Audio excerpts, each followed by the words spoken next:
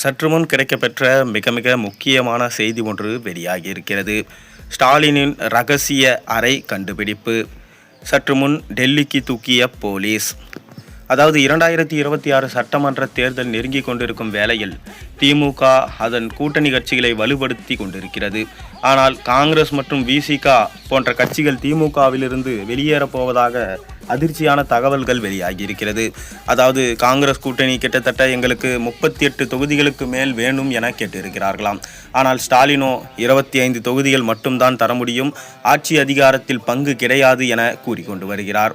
இதனால் கடுமையாக திமுகவின் தலைமையின் மீது காங்கிரஸ் தலைமை அதிருப்தியில் இருப்பதாகவும் அதனால் திமுகவை விட்டு தற்போது வெளியேறப் போவதாகவும் தகவல்கள் வெளியாகியிருக்கிறது. மேலும் திமுகவின் முக்கியமான அமைச்சர்கள் ஊழலின் பட்டியலில் சிக்கியுள்ளார்கள்.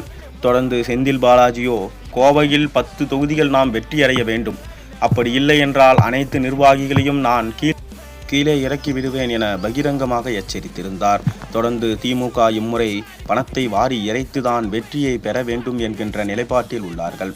தொடர்ந்து ஒவ்வொரு அமைச்சருக்கும் ஒவ்வொரு தொகுதிகளுக்கும் இவ்வளவு கோடி ஒதுக்க வேண்டும், அப்படி செலவு செய்தால்தான் திமுக எப்படியாவது இம்முறை வெற்றி பெற வாய்ப்பு இருக்கிறது என ஸ்டாலின் கூறியுள்ளாராம். தொடர்ந்து 4.5 ஆண்டு காலமாக திமுக ஊழல் மற்றும் லஞ்சத்தின் மூலமாக சேர்த்த கருப்பு பணத்தை ஒரு முக்கியமான அறையில் பதுக்கி வைத்ததாகவும் அது அமலாக்கத்துறையின் வசம் சிக்கியுள்ளதாகவும் தகவல்கள் வெளியாகியிருக்கிறது.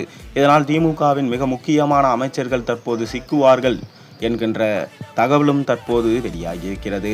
மேலும் திமுகவின் முக்கியமான அமைச்சர்கள் இந்த சட்டமன்ற தேர்தலுக்கு முன்பாக கைது செய்யப்பட்டால் அவர்கள் என்ன ஆவார்கள்? தொடர்ந்து திமுக கட்சி எதிர்க்கட்சி அந்தஸ்தை கூட இழந்துவிடும். மேலும் திமுகவில் உள்ள முக்கியமான அமைச்சர்கள் அமித்ஷாவின் கையில் அதாவது பிடியில் சிக்கியுள்ளார்கள், காரணம் ஊழல். ஆனால் உதயநிதியோ முக்கியமான அதாவது மிகவும் மூத்த அமைச்சர்கள் இம்முறை தேர்தலில் களம் காண வேண்டாம், நாம் இளைஞர்களை நிப்பாட்டி கொள்ளலாம் என ஸ்டாலினுடன் அறிவுறுத்தியதாகவும் தகவல்கள் வெளியானது. ஆனால் ஸ்டாலின் கேட்பதாக தெரியவில்லை. மூத்த அமைச்சர்கள் இல்லாமல் திமுக என்பது இல்லை என தொடர்ந்து அவர் வலியுறுத்தி வருகிறார்.